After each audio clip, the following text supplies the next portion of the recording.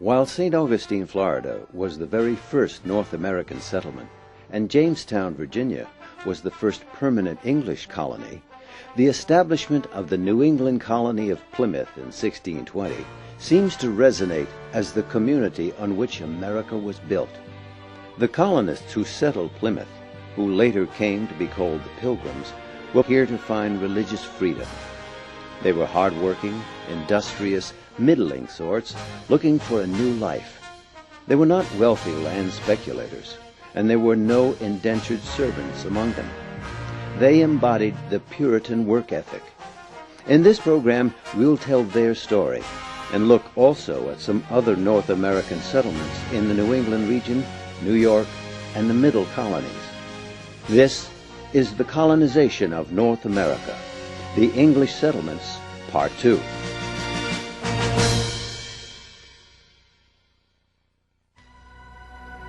In our program, we have 3 subject matter experts.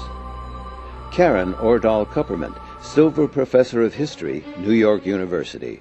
The first Thanksgiving was initiated by the Indians who were coming to sort of show their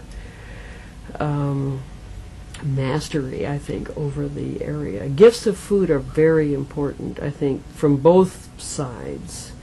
So the gift of 6 deer was a pretty magnificent gift.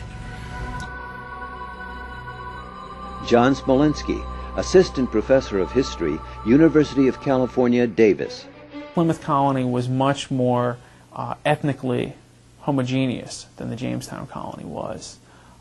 Consisted almost entirely of Englishmen with very few outsiders, either African slaves or Indians.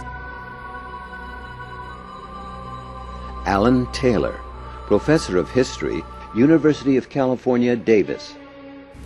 Also, the Puritans of New England were much more committed to universal literacy, and so they mandated schools in every one of their towns. So it meant that literacy was much higher, something close to 90% for the men in New England, whereas it would be closer to 2/3 in the Chesapeake.